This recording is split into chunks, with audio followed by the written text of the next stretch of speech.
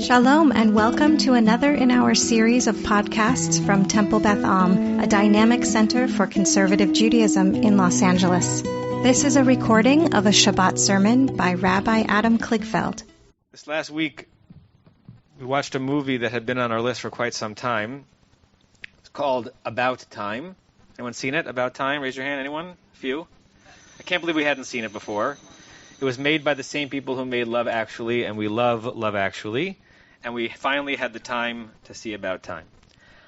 I hope I won't give too much away when I say that the movie is half rom-com, half science fiction-y and time travel-y.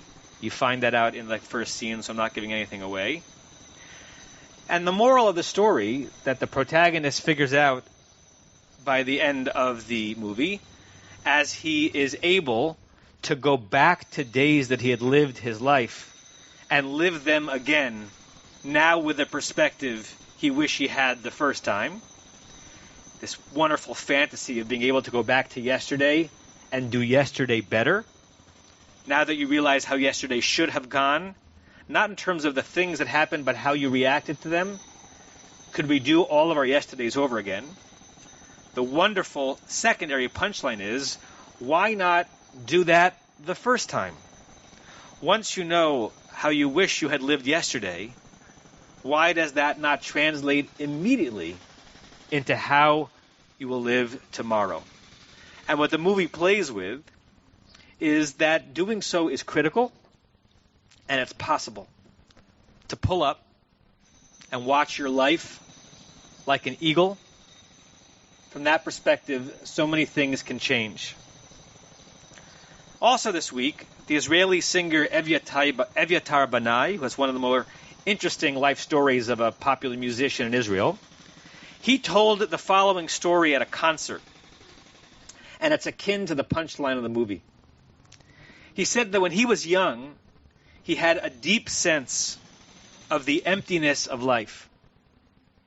And he went with his family one day to a hotel on the Dead Sea. And when he came down to the dining hall, he saw everyone sitting in their mourning clothes and robes, and he felt that everything was absurd and empty. And much of his early musical art was about conveying that sense of the emptiness and the futility and the silliness of life. And then he got older. And he himself changed and he grew.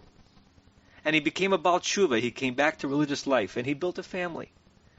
And he found himself a few years ago at a hotel on the Kinneret, the Sea of Galilee. He says that his son and he snuck out together. They got a hookah and they smoked together late into the night. The next morning he got up, groggy, his throat sore, and he came down to the dining hall and saw people in their mourning clothes and eating breakfast. And it seemed beautiful to him and full of life. Just that. Families sitting in a hotel cafeteria and eating together. And then he understood that he could retell the story of his own life all over again. And this time recount what had once seemed empty to him as something that was actually full of meaning and beauty. And that's what he was trying to do now with his music. The movie and the story by Evyatar Banai, they're onto something which I think is simultaneously simple and profound. It's simple to understand each time you think of it, and profoundly hard to stay with it, to import it, to have it make a difference in your life. And what is that simple, profound thing? It's that some shifts in life have to do with real circumstances, achievements, a better job, a healthier relationship, sufficient funds. Those metrics and those real situations, they matter. But some shifts in life have to do with the thinnest and also most profound of veils, replacing a prism of doom with a prism of light. Sometimes all of life, the life that you're living now, and the way that you see the life that you have lived changes just by looking at things a little bit differently. like an eagle. Maybe that's the cleanest way of reading Parshat Shlach Lecha, which we read this morning. When you think about those 10 scouts and spies who said no, and the 2 who said yes, what was really different between them? What were they arguing about? What's the difference between someone saying, Lo nuchal, we cannot do it, and someone else looking at the exact same set of data and saying, nuchal, we can do it? One Hasidic read focuses on how the different scouts approached their mission rather than what they actually saw. How they permitted and pushed themselves to actually see what was present. No more and no less. It's commenting on the 13th chapter of Bamidbar, verses 17 and 18, when Moshe is actually given the instruction for them to go into the land. And the Torah says, Vayishlach otam Moshe, Moshe sent them, Latur et Eretz Canaan, to go tour around the land of Canaan. Vayomer aleihem, he said to them, Alu ze b'negev, go up into the Negev desert, va'alitem et hahar, and rise up to the mountain. It's a definite object. The mountain. What mountain? Uritem et haaretz mahi, and see the land mahi. What is it? See the land, what is it? 2 questions this Hasidic text asks on that verse. Number 1, why were they told to go up to the mountain, and which mountain is it? And what does mahi mean? What is it? Go see what it is. But what else would they see besides what it is? Rabbi Yehuda Eger, who was a 19th century master in Lublin, says it's as if Moshe was telling the scouts this, and only 2 of them really listened. See the land of Israel from the perspective of the generations, from the view of eternity, which you can only get to in the air of a summit, of an apex, from high up on a mountain. Find your view from ascent, and that's how you'll find your view of holiness. And my colleague, Rabbi Amy Eilberg, writing on the same theme, writes, from the grand perspective at the top of the mountain, with awareness of the role of this land in the history of the people and in the heart of God, from that height they would know that they could overcome the challenges on the ground. But instead, most of the spies were overwhelmed by fear. They saw only the lowly, limited perspective. Reading the story through that prism, perhaps what Shlach Lecha really celebrates is not the actual status of the land of Israel, but the status of the people of Israel. Their consciousness pulled up to the perspective of an eagle, saying, yes, we can do this.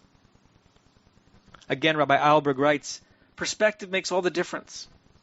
How much of our lives do we live stuck at the foot of the mountain, able only to see how large are the challenges we face and how great are the risks? This era, by the way, even more so. From this place, we feel ourselves diminished, like a small child in a room full of adults. We feel ourselves dwarfed and overwhelmed.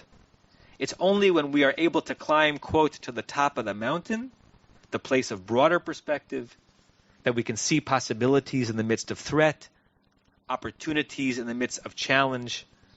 Only in the expanded state of mind can we find ourselves saying, we can do it. Now, we don't know what will change a perspective. Sometimes we think that a trip or a vacation will do it. But there are no guarantees. We all know the phrase, wherever you go, there you are. You're in a new place, but you still have yourself and your emotions and your restrictions. Sometimes a life event triggers an epiphany. How long does it really linger? Sometimes we meet someone and we say, I want to be more like that person and have her perspective. Or the opposite. We get exposed to someone and we say, I vow never to look at life the way he does. But it's hard to maintain and it's hard to sustain.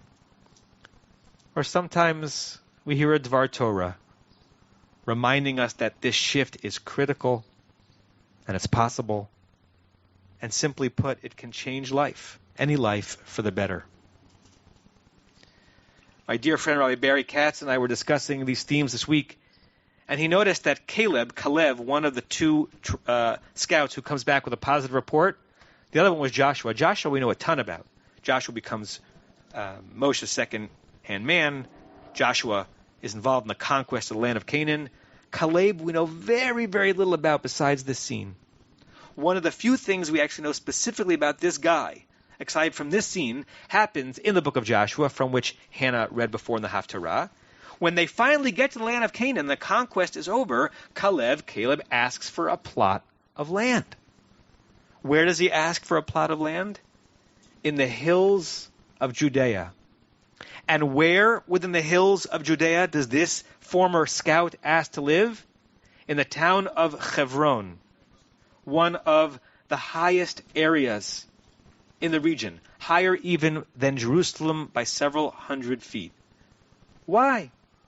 Why does this guy want to live up there? Perhaps Rabbi Katz suggests he's a from-the-hills person. He's a bird's-eye view person. He wants to continue to see the land and reality from up there, out of the weeds, from the heavens, from the perspective of the Holy One. Kind of like looking into your child's face the way you imagine God might do so.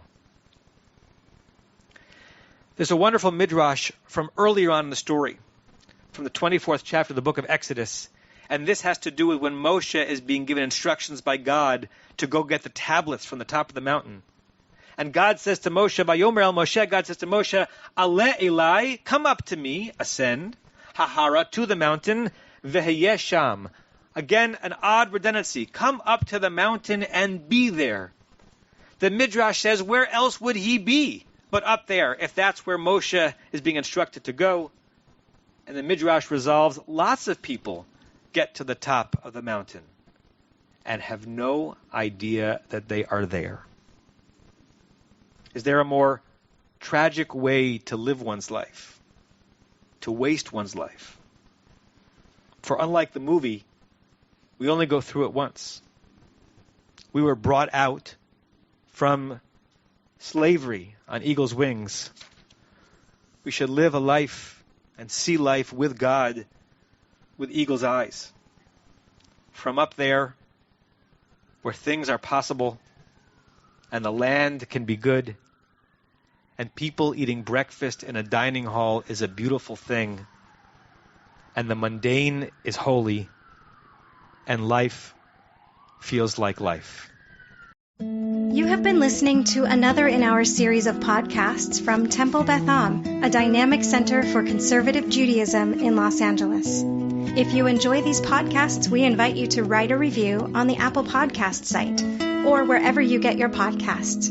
For more information about Temple Beth Am Los Angeles, go to tbala.org.